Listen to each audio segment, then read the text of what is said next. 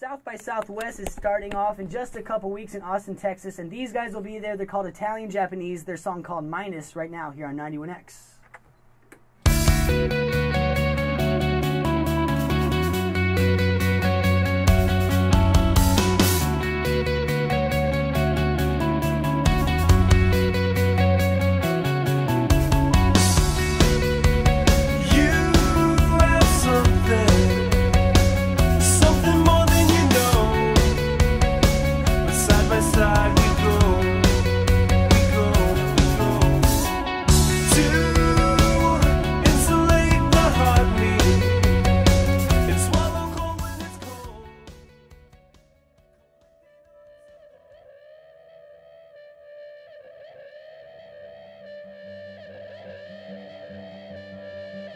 Before the guys came together, the members of Italian Japanese have collectively seen it all. They've shared the stage with big-time national acts, toured different countries, and put out records. But just like life, the music industry is tough, especially for independent artists. Away with me before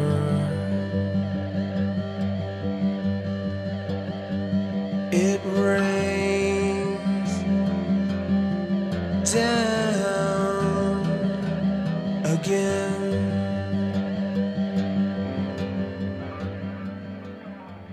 And sleep.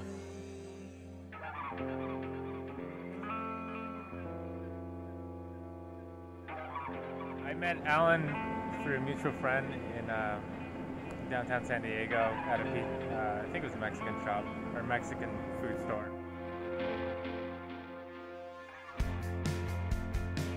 This was probably 2007, around there, and then we just started working on songs at that point and started demoing stuff probably for the next 2 years. And you know, because I was in school and he was busy doing, you know, other stuff, and when I left school, that was about the time that we really started to find other people. When I got back from school is when we started to really like write and focus on writing a full-length record. Italian Japanese is not your typical band name. It actually has a personal connection to lead singer Alan Nicholas. Japanese comes from my heritage. My father is Italian and my mom is Japanese, born and raised in Nagoya, Japan. And I don't know, I think we're really having a problem coming up with a band name, and we were just thinking of something that would suit an American band, even though it doesn't sound American. But you know, you have these two people that come to America, you know, blue collar, work hard to raise a family and everything, and so it kind of fit. So and it's definitely something that someone can forget. Absolutely. How can you forget a name like that? Absolutely. Nearly 2 years after coming together, this band of brothers from Southern California stick together, even if one of them falls off the track. They've learned to handle lineup changes and difficult business decisions. My contributions include writing, getting fiercely drunk and writing, and then cracking jokes, bad jokes on stage, being late always. I'm always late. And I'll make a public apology right now for that, so sorry. Here we go. This was not planned. This was on the script. But it's what we call filler. What do you call? What do you call a hooker in a refrigerator? What? A prostitute.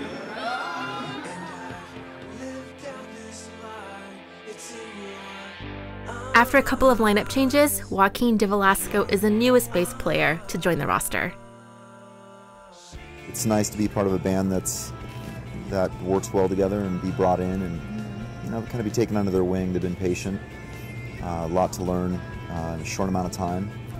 I think they booked our first show a week or so after bringing me on, which was interesting. But we got through it. You know, they were patient, and they're a good group of guys to work with. They're talented. They know what they want, and they're vocal about what they're looking for and give you good direction. So.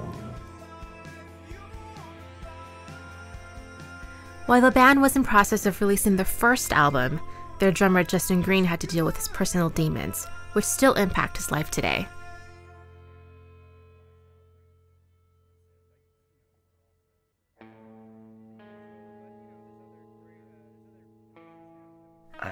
I couldn't even explain it what happened, but I just got really heavily involved in drugs. What's it called?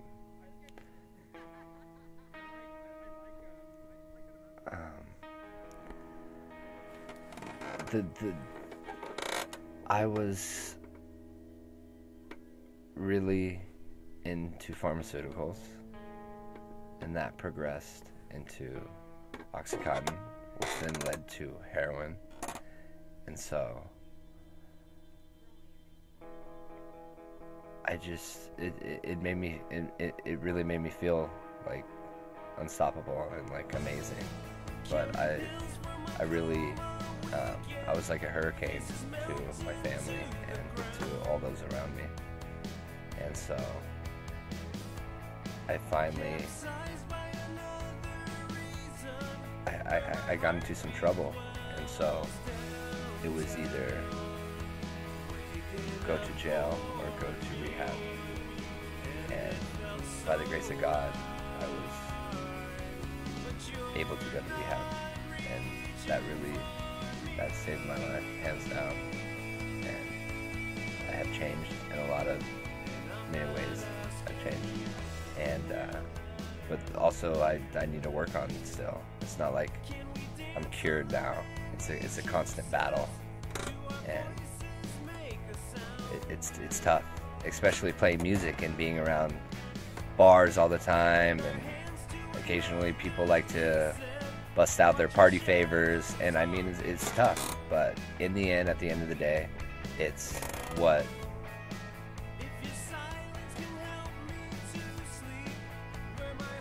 Bella, what are you doing here? Who let you in here? Hi, Bella. How cute. Okay. Hello.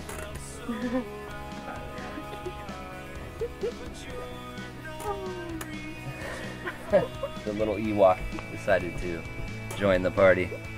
How cute. But yeah, so I don't even know where I left off, but it's amazing being able to say no and stay true to my convictions and continue on the path, because it's not necessarily about the destination, it's about the journey. And so Alan and Justin have a close relationship. He was one of his biggest supporters during Justin's lowest point. It was really hard to see a friend go through that. People talk about being addicted to one thing or another, but his was a real case, and it was scary, and there was many times where we talked about how we're going to intervene and try to save our friend. I was just waiting for the phone call to say that he's gone, and we're really lucky that he pulled out of it, and we gave him a hard time for it now that he's sober, but it's good. We're just glad he's back, and I couldn't imagine playing with anyone else. We waited for him because we didn't want to play with anybody else. So you kind of put the band on hold to Absolutely. let him... Absolutely.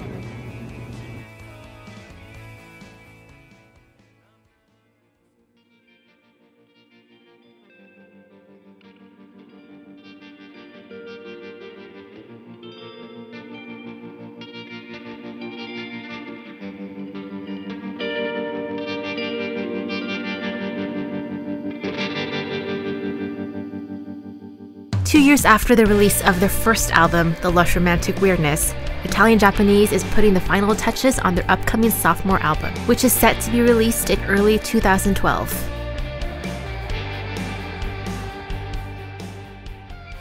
So you have a new single coming out? We do.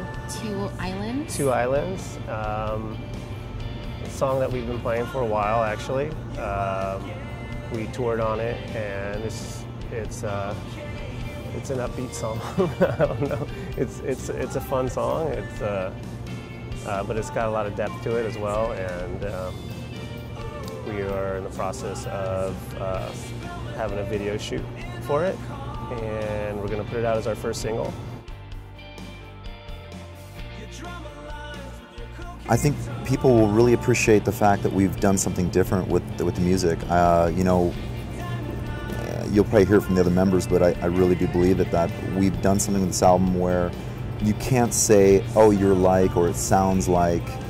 You can hear some influences, but it's not something that is, you're going to confuse it with something else on the radio. It's definitely something that's going to, you're going to hear the song and know that there's been some real, you know, different type of artistic work put into it, some real thought and some real creativity put into it. What are some of those influences? You know, from Alan's side and from my side, we have a lot of late 60s psychedelic, mid 60s, late 60s psychedelic influences, as well as some post-punk influences.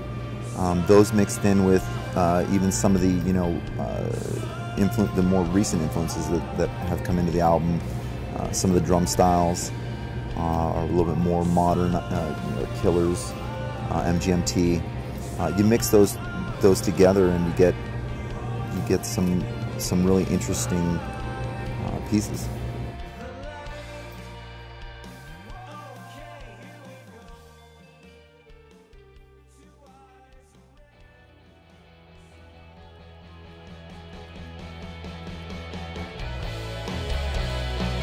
Italian Japanese's story doesn't end here.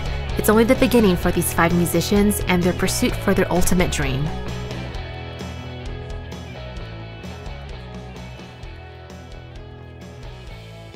We don't need to be, you know, huge mega rock stars. That's you know, not. I mean, I guess it'd be nice, but in the end, I think we'd all be really happy just being able to tour and live off our music. And playing, you know, smaller venues that are, you know, that are sold out, or just being able to travel and tour and being able to get by playing music full time, and we'd all be happy with that for sure. I heard a quote today by Elizabeth Taylor, who is now not with us anymore, and she once written on her epitaph, "I lived," and I think that everybody should really follow that. Because if you don't do that, you're not doing anything at all, and you're just a number, and you're not responsible for anything. And no one should be like that. Everybody should do their own thing and go out and do it to the fullest. And if it fails, do something else. That's it. Everyone in the group, we're all good friends, and that's the basis of it. And I couldn't imagine playing with a group of guys that I met through like an ad or online and joined a band that way. I mean, we're all friends first, and I think that's going to contribute to our longevity.